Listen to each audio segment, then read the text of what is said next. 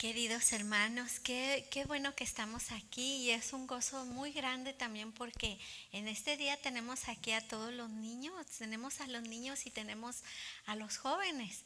Así es de que siempre se han portado súper bien esos chicos, ¿verdad, hermanos? Y los niños, y recuerden, si los niños se cansan un poquito, ahí atrás está un lugar especial donde pueden llevar a los chicos, pueden oír la predicación y ellos pueden dibujar o pueden hacer pasos y a la vez todos estamos bien. Bueno, hermanos, yo quisiera pedirles que abran su Biblia, hermanos, en el segundo libro de Crónicas, en el capítulo 34. Segundo libro de Crónicas, capítulo 34.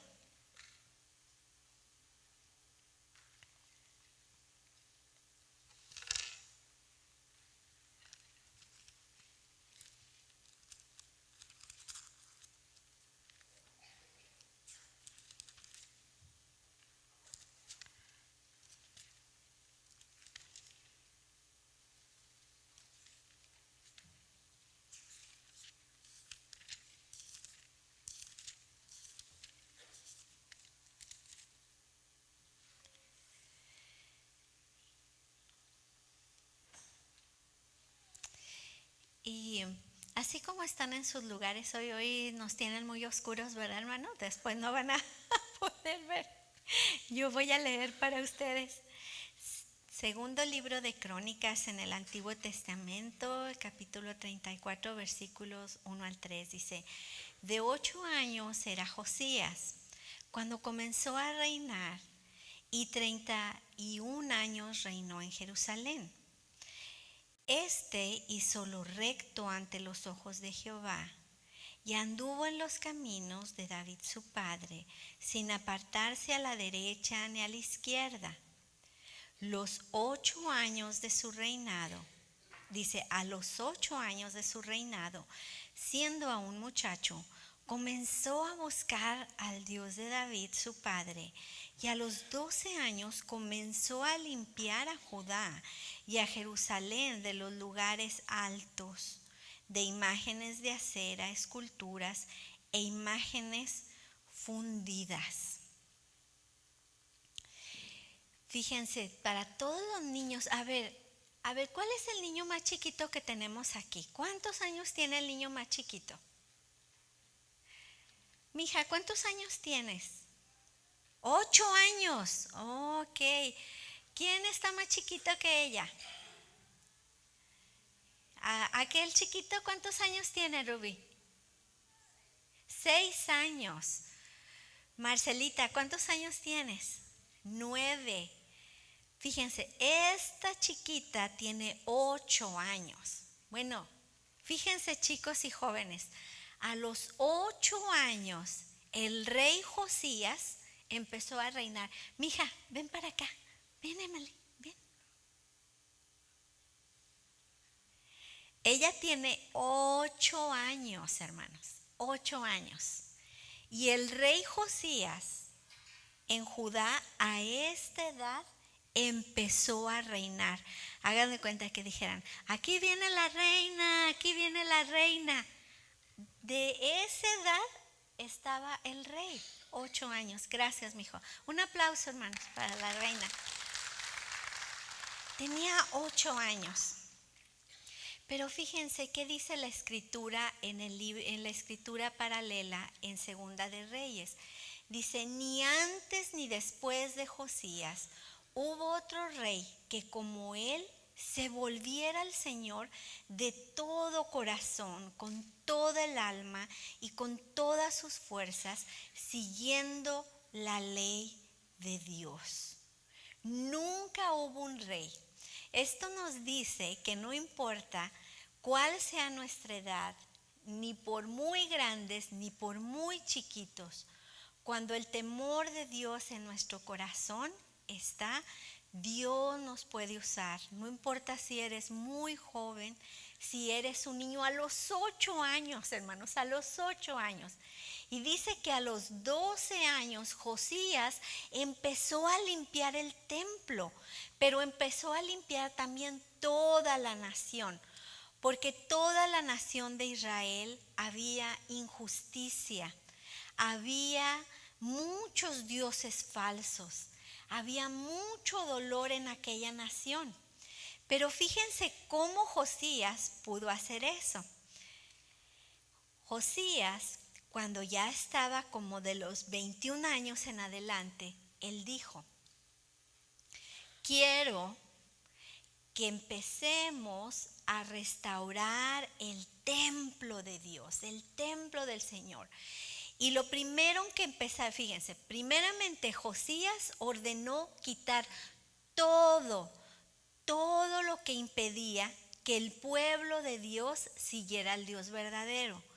La segunda cosa que él hizo después de derribar esos obstáculos fue, empezó a juntar fondos para que el templo de Dios fuera reconstruido. Y se empezaron a recabar todos esos fondos. Cuando ya tenían los fondos, entonces entraron al templo y empezaron a reconstruir el templo donde la gente iba a adorar a Dios. Pero cuando estaban reconstruyendo el templo estaba en ruinas, estaba polvoso, estaba lleno de todo lo malo que ustedes se puedan imaginar. Y entre todos esos escombros, ¿saben qué se encontraron ahí en el templo? Los niños, ¿saben qué encontraron ahí en el templo? Fíjense, ¿qué encontraron en el templo? Encontraron un libro que estaba todo polvoso, abandonado. Y ese libro polvoso y abandonado dice, fíjense bien, he hallado el libro, bueno, no les voy a leer todavía eso, pero fíjense bien. Safán simplemente le dijo al rey: el sacerdote Hilcías me ha dado un libro. Safán no despreciaba el libro, pero aún no sabía, como muchos escribas modernos, qué era ese libro. Había un sacerdote y había un levita. El sacerdote halló el libro y luego el sacerdote le dio el libro al levita, ¿verdad? El sacerdote era los que estaban ahí en el templo de día y de noche ofreciendo los sacrificios. Los levitas eran los que venían de la tribu de Aarón y estaban consagrados para alabar a Dios en su templo constantemente. Pues miren qué ha pasado. Que el sacerdote encuentra entre las ruinas un libro y el levita se lo entrega. Entonces el levita va y le da un informe al rey Josías y le dice: mira, rey Josías, que hemos juntado el dinero y que hemos juntado los ingenieros y hemos juntado la varilla y los ladrillos y el cemento y la pintura y todo lo que necesitamos. Y entramos y estamos reconstruyendo esto. Dice, pero ahí, entre todo el escombro, había un libro que encontró el sacerdote y el sacerdote me lo dio y me dijo que viniera contigo y que te dijera que se encontró el libro. Entonces el rey Josías, tan joven, le dice: está bien, Safán, léeme el libro, léeme, a ver, vamos a ver qué dice, vamos a ver qué dice el libro, pues si no sabemos qué dice el libro. Hermanos, fíjense quién encuentra el libro. Lo encuentra el sacerdote. Luego se lo da al levita. O sea, era como decir, el libro se lo encontró el pastor Steve y luego se lo dio a Corazón. Y luego ni el pastor Steve ni Corazón sabían qué era el libro. Entonces el rey dice: bueno, léanme el libro. Y empieza el levita a leer el libro. Y el rey Josías, cuando termina de leer el libro, se rasga sus vestiduras y dice: hemos pecado contra el Señor. Ese libro que se habían encontrado era la ley de Dios. Era la ley de Dios. Pero fíjense hermanos, estamos ya en Segunda de Crónicas. Ese libro se supone que debería de estar a un lado, debería de estar en el arca. Y se supone que ese libro debería de ser leído cada 7 años al pueblo públicamente. La primera vez que se leyó el libro fue después de que Moisés lo escribió. Y fíjense bien, dice: he hallado el libro de la ley en la casa de Jehová. Según Deuteronomio, debía de haber una copia de este libro de la ley a un lado de la arca del pacto. Deuteronomio 17 nos dice que cada rey debía tener una copia personal de la ley y debía leerla. Deuteronomio 31 nos dice que la ley entera debía ser leída en una asamblea de la nación una vez cada 7 años en la fiesta de los tabernáculos, para que así el pueblo conociera la ley de Dios. Los levitas también tenían la responsabilidad de enseñar la ley al pueblo. La primera vez que se hizo una lectura pública fue en Josué 8:30. La siguiente lectura pública se hizo en el reinado de Josafat, más de 500 años después. Y después, en el reinado de Josías, hubo otra lectura pública de la ley que fue 250 años después de Josafat. ¿Qué estoy diciendo, hermanos? Que esa ley tenía que ser leída ¿cada cuándo, hermanos? Cada 7 años. Que el rey tenía que tener su copia, que el sacerdote tenía que tener su copia, que los levitas tenían que tener su copia. La primera vez que se leyó fue en Josué. Después pasaron 500 años, hermanos. O sea, 50, 60, 70, 90, como dice Cepillín. ¿Cuántos años tienes? ¿7, 8, 9, 70, 80, 90? No, pasaron 500 años y volvieron a leer la ley. Pasan después 250 años y el sacerdote no sabía que esa era la ley de Dios, y el levita no sabía que esa era la ley de Dios, y se la vuelven a encontrar. ¿Qué nos dice esto, hermanos? Del descuido, de la desobediencia, de leer, estudiar, meditar, pasar a nuestras siguientes generaciones la palabra de Dios. 500 años, 250 años y vemos solamente 3 lecturas públicas de la palabra del Señor. Cuando viene esto, hermanos, Josías, viene un avivamiento tan grande en la vida de este rey, tan joven, 10, 12, 18, que no hubo, hermanos, un rey más grande en Israel, pero inspirado, hermanos, en la lectura de la escritura de la palabra de Dios. Los grandes avivamientos en la historia del cristianismo no han sucedido por las modas cristianas que tenemos. Ahora hay los profetas, y ahora los apóstoles, y ahora los que tiran gente, y ahora estamos con la guerra espiritual, y ahora estamos con el soplo santo, y ahora estamos con la risa santa. ¿No se acuerdan que hubo mucho tiempo a ustedes no les tocó, hermanos? No, ¿verdad? Ustedes son jovenazos, ¿verdad?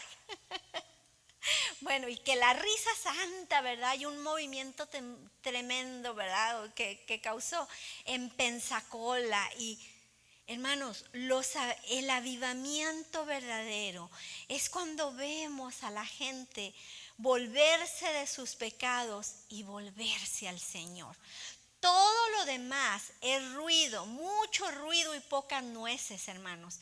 Pero el verdadero avivamiento es cuando nos volvemos a Dios y nos arrepentimos del pecado. Qué tristeza que ni el sacerdote, que ni el levita conocían la ley de Dios. Decían, encontramos un libro empolvado. Y fíjense, ¿saben qué significa el nombre de Josías? ¿Qué creen que significa el nombre de Josías, hermanos? Significa Dios sana, Dios sana, Señor nuestro sanador. Y verdaderamente que en este tiempo, hermanos, de ese rey tan joven, Dios empezó a sanar a la nación. Ahora ustedes pueden decir, oh, pero es que Josías tenía un ejemplo tremendo, a él lo instruyeron muy bien, hermanos. El papá de Josías era tremendo, se llamó Amós y era un rey malo, era un rey idólatra, murió asesinado. El abuelo Manasés, hermanos, considerado uno de los peores reyes de Israel, hermanos, de los peores. Brujería, hechicería, pasar a los niños por fuego, él a sus propios hijos los ofreció, pero tuvo un quebrantamiento bien grande este rey y se arrepintió. Si nosotros vamos y más atrás, así era. O sea, Josías no tuvo un buen ejemplo. Pero aún a los 8 años, Josías dijo, a mí no me importa lo que hizo mi padre, lo que hizo mi abuelo, yo voy a hacer lo que mi padre quiere. Y mi padre es el rey de todo el universo.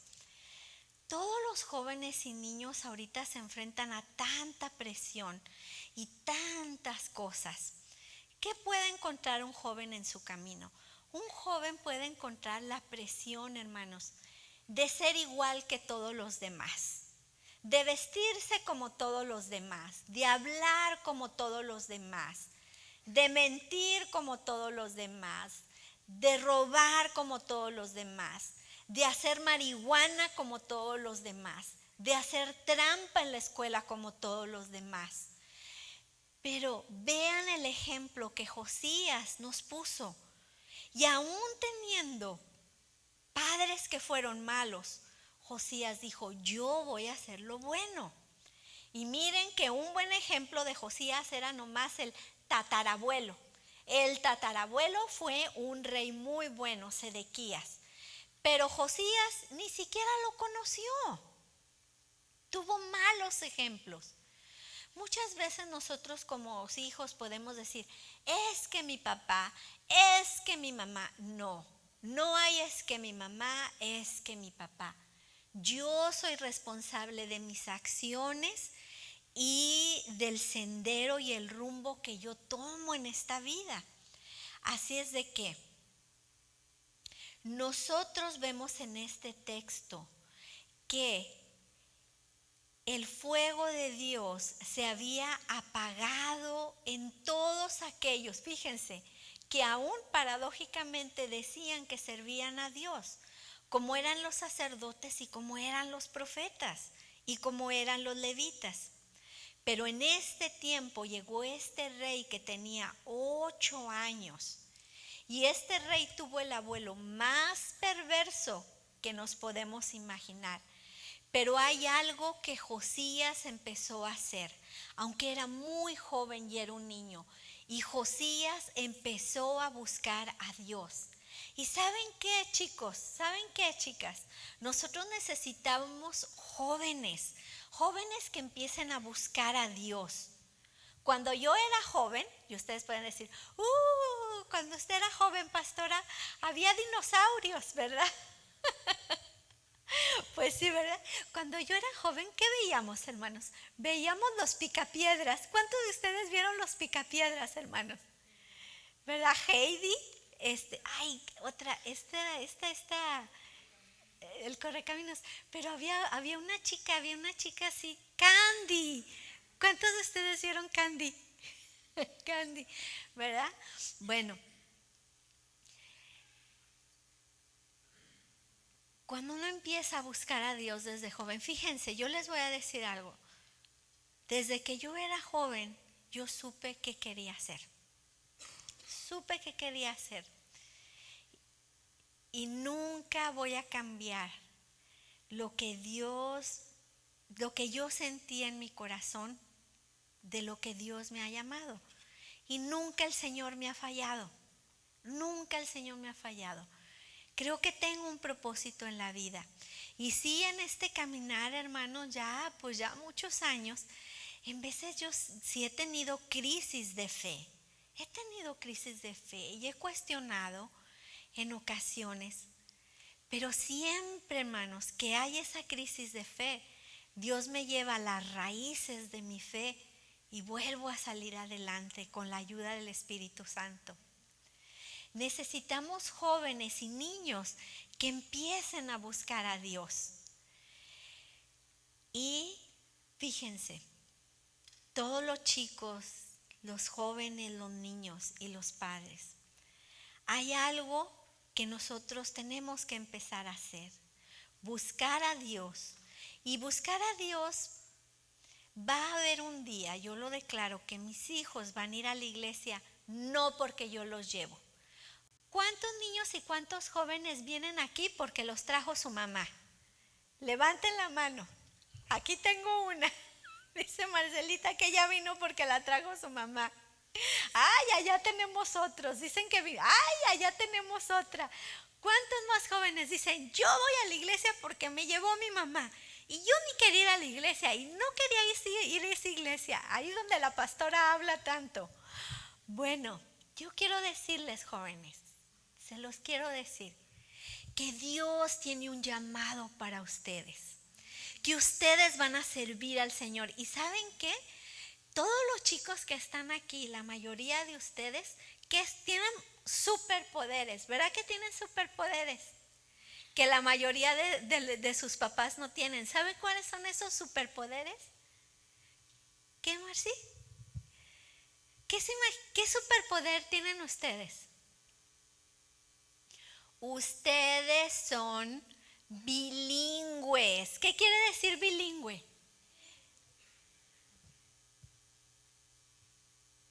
Quiere decir que ustedes pueden hablar español y ¿qué más? Inglés. Español es una de las lenguas más habladas en todo el mundo. Número 2, y el inglés es el idioma más hablado en todo el mundo. El inglés es el idioma de los negocios, él es el idioma de la tecnología, es el idioma de las misiones modernas. Quien habla inglés puede compartir a Cristo a todas las naciones. Puede compartir a Cristo a un español, a un colombiano, a un israelita, a un alemán, a un estadounidense, a un belga, porque todos ellos pueden hablar inglés, porque el inglés es el idioma más hablado en todo el mundo. Y si ustedes hablan inglés, no van a tener barreras para compartir a Cristo. Y Dios trajo aquí a sus papás. Y Dios los trajo aquí a esta nación, que es la nación más poderosa del mundo. Y muchos de ustedes nacieron aquí, o muchos de ustedes vinieron chiquitos. Y el Señor dijo, ¿qué estoy haciendo con estos que son bilingües? Los voy a mandar a las naciones. Los voy a mandar allá, donde pueden ir a un país musulmán, donde pueden ir a una nación europea, donde pueden ir a un país asiático y van a poder comunicarse a través del inglés, pero también tienen el entendimiento de ser multiculturales, porque han nacido en un hogar donde a lo mejor en la escuela les dan hamburguesa al mediodía, pero en la tarde llegan con su mamá y les da enchiladas o frijoles o arroz con gandules o cualquier cosa sea, ¿verdad? Que uno coma popusas, ¿verdad? Del Salvador o de, si somos del Salvador o de Honduras, con esa capacidad de entender el mundo con una dimensión mayor de lo que nosotros podemos hacerlos. Y el segmento más grande que está creciendo en Estados Unidos son los latinos. Somos los latinos. ¿Y saben los latinos a quién nos parecemos? Nos parecemos porque descendemos también, hermanos. Nos parecemos porque descendemos, hermanos, de los países árabes. Muchos de nosotros tenemos, hermanos, raíces de la colonia de los españoles. España fue colonizada durante 400 años por el poder islámico. Díganme ustedes las palabras que usamos. Ojalá. Ojalá que mi esposo Marcelo no se le olvide traerme las tortillas. ¿Qué quiere decir ojalá? Que Alá quiera. Y luego, Marcelita, pone el café en la alacena. ¿Alacena de dónde viene? Del árabe. Tantos nombres y tantos, hermanos, 50% de nuestro vocabulario en español es árabe. ¿Y cuál es la ventana 640 más cerrada para las misiones en el mundo? La ventana más cerrada para el mundo y predicar a Cristo donde nos puede costar, hermanos, la vida. Es la ventana 1040 musulmanes. ¿Y quiénes, hermanos, tenemos la finta? Nosotros, los latinos. Los latinos somos welcoming, somos welcome en Israel. ¿Sabía usted que si usted va a Israel con una visa o con un pasaporte americano, usted tiene que pagar? Pero si yo voy a Israel con mi visa como ciudadana mexicana, yo no tengo que pagar. Si usted va como americano, usted van a decir, oh no, americanos imperialistas. Pero si usted dice, no, yo vengo de Honduras, yo vengo de Guatemala, yo vengo de El Salvador, yo vengo de Ecuador, yo vengo de Guadalajara, de Jalisco. Van a decir, ¡ajú a México! ¡Arriba los latinos! ¿Verdad?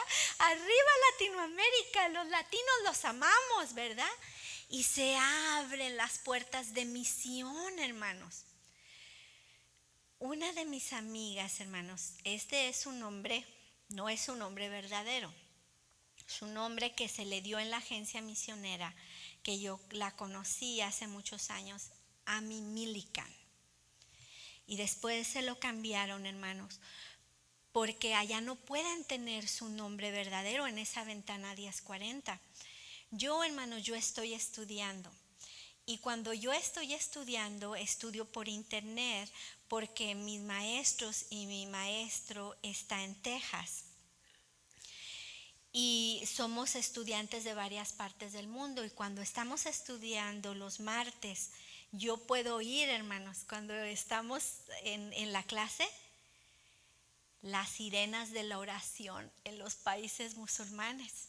Porque algunas de las estudiantes están en países musulmanes y se oye el llamado de la oración. Entonces muchas veces nosotros en la clase tenemos que compartir ciertas experiencias, tenemos que ver los casos clínicos y ellos no pueden hablar como nosotros hablamos aquí con la libertad. Entonces todo lo tienen que decir diferente para que no haya peligro, porque si a ellos los encuentran que son misioneros, ¿verdad? Entonces, Josías a los 8 años sirvió al Señor y no hubo rey como él. Y derribó todo lo que impedía seguir a Dios. Buscó al Señor a través de su palabra y amó al Señor. Nosotros necesitamos niños y jóvenes que busquen al Señor. Queridos chicos, ustedes no son un accidente. Fíjense lo que dice la Biblia de ustedes. Antes de que te formase en el vientre de tu madre, yo te conocí. Y antes de que nacieses, yo te santifiqué y te di por profeta a las naciones.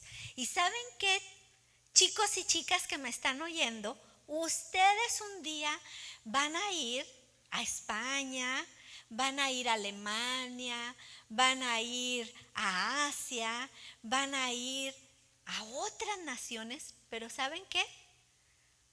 No se van a ir a pasear, van a ir a trabajar para el Señor. Yo ahorita, así quien me vea va a decir, ay, tú estás loca, ¿verdad? Mira a tus hijos, ya hasta batallas para llevarlos a la iglesia. Pero yo creo lo que Dios me ha dicho. Y lo que Dios me ha dicho es que si yo me encargo de las cosas del reino, el Señor va a tener cuidado de mi familia. Y que si yo soy fiel, yo voy a ver la bendición de Dios. Amós, el otro rey malo, Manasés, no educaron bien a Josías. Pero el tatarabuelito fue fiel al Señor. Y miren dónde vio la semilla, echando fruto en el nieto, hermanos. Nosotros tenemos que echar esa semilla de fe en nuestros hijos. Que no quiere venir a la iglesia, que quiere andar de vagabundo, que anda de rebelde, no importa. Yo veo en mi hijo un siervo de Dios y un profeta para las naciones. Ahora, dice, no es un accidente. Dios te formó en el vientre de tu madre con un propósito. Y no importa lo que otros dicen de ti o lo que tú crees de ti, tú tienes un propósito para tu vida. Y fíjense bien lo que el profeta Jeremías decía, pero es que yo soy un niño, yo soy un joven, yo no sé cómo hablar. Yo no sé cómo servir a Dios. Yo no puedo hacer nada por Dios. Pero el Señor nos dice, no digas que eres un niño, no digas que eres muy joven, porque a todo lo que yo te enviaré irás tú. Irás donde yo te mande y no temas, porque yo siempre voy a estar contigo para librarte, dice el Señor. Y el Señor va a tocar su boca y va a poner palabra sobre ustedes. El Señor va a poner palabra sobre ustedes. Y nunca deben de olvidar, queridos hermanos y chicos, ¿quiénes son ustedes? Ustedes son hijos de un rey. Y no importa la prueba cuán dura sea. Fíjense que dice en una de las historias no bíblicas, sino del cristianismo primitivo, que había un lago en Italia muy, muy profundo y muy congelante. Y había, hermanos, soldados. Tenían ahí los soldados. Y eran 100 soldados. Y esos soldados se convirtieron al Señor. Se convirtieron a Cristo. Entonces el emperador romano dijo, castíguenlos. ¿Y cómo los iban a castigar? Matándolos. Y llevaron a esos 100 soldados, ¿verdad? Y les dijeron, miren, si ustedes quieren dejar de servir a Cristo, aquí están las cobijas, la comida y el fuego. Pero si ustedes quieren seguir a ese Jesús, se van a quitar toda la ropa y van a entrar en ese lago y se van a morir de frío, aquí en el invierno. Pues los soldados dijeron, se quitaron sus ropas y se metieron al lago y empezaron a cantar: 100 soldados tú salvaste, 100 soldados tú lavaste, 100 soldados morimos por ti. Y empezó el frío a corroer todo su cuerpo y a producir los estragos, hermanos. Y uno de los soldados, había otros soldados que afuera les decían: vénganse, solamente traicionen a ese Jesús y vénganse. Cuando ya algunos empezaban a sentir los estertores de muerte, hermanos, uno de esos soldados claudicó y se salió y vino para que lo arroparan y estar en el fuego. Entonces los 99 que se quedaron dijeron, entre los estertores y el congelamiento, cantaban: 100 soldados tú salvaste, 100 soldados tú lavaste, 99 soldados morimos por ti. Y así continuaron.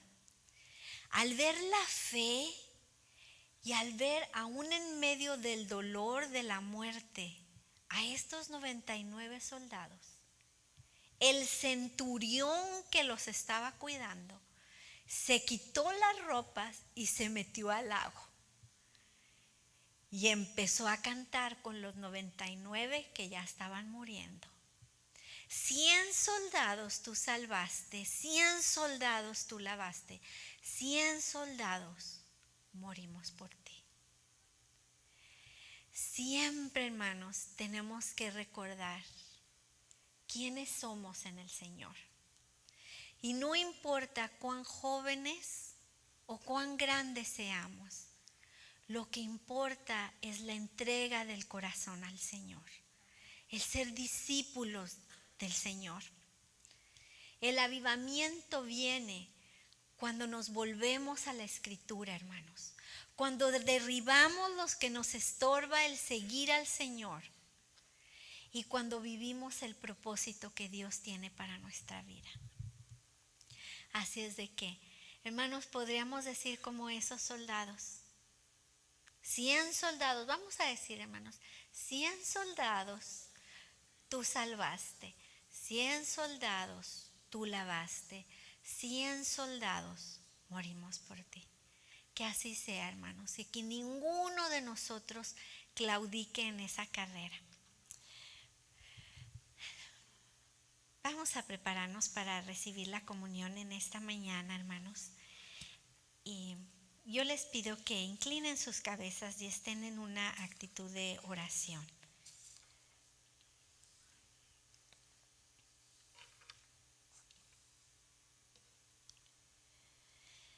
Hermanos, todos ustedes los que verdaderamente y sinceramente se arrepienten de sus pecados y están en caridad y en amor con sus prójimos y hacen el propósito de vivir en vida nueva, siguiendo los mandamientos de nuestro Dios y andando en su camino. Tomemos, está la invitación para que tomen este santo sacramento para su consuelo, para su fortaleza. Señor, Padre nuestro, Señor Jesucristo, Creador de todas las cosas, Juez de todos los hombres, confesamos todos nuestros pecados y maldades que con frecuencia hemos cometido gravemente de pensamiento, de palabra y de obra contra ti y contra nuestro prójimo. Nos arrepentimos de todos nuestros pecados y te pedimos que tengan misericordia de nosotros. Padre, por el amor de tu Hijo, nuestro Señor Jesucristo, perdónanos todo lo pasado y concede que de hoy en adelante te sirvamos en novedad de vida. Por Jesucristo nuestro Señor. Amén. Hermanos, escuchemos ahora lo que dice la palabra del Señor. Venid a mí todos los que están cansados, trabajados y cargados, y os haré descansar. De tal manera amó Dios al mundo que ha dado a su Hijo unigénito, para que todo aquel que en él cree no se pierda, sino tenga vida eterna. Si confesamos nuestros pecados, Él es fiel y justo para perdonar nuestros pecados y limpiarnos de toda maldad. Vamos a hacer una oración de consagración, hermanos, por los elementos que el Señor nos da. Padre nuestro, que por tu misericordia nos has entregado a tu Hijo unigénito, Jesucristo, a sufrir una muerte en la cruz por nuestra redención, por nosotros. Reconocemos que su sacrificio es entero, perfecto y suficiente por los pecados de todo el mundo. Y Él instituyó en su Evangelio y nos mandó observar este memorial de su muerte hasta que Él venga otra vez. Padre misericordioso, te suplicamos humildemente que nos concedas recibir estos elementos creados de ti, del pan y del jugo de la uva, conforme a esta santa institución de tu Hijo nuestro Salvador Jesucristo, en memoria de su pasión, muerte y resurrección, seamos participantes a través también de su divina naturaleza.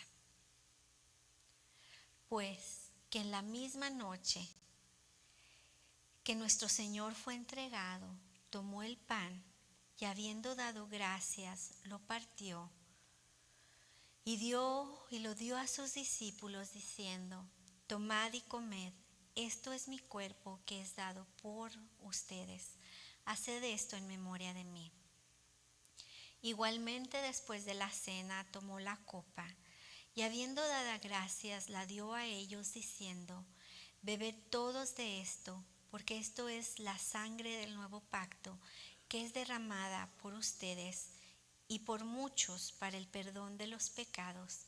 Haced esto cuantas veces la bebieres en memoria de mí. Amén. Señor, no presumimos venir a tu mesa confiados en nuestra rectitud.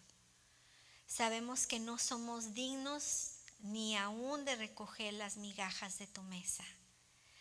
Pero venimos, Señor, confiados en el sacrificio de nuestro Señor Jesucristo.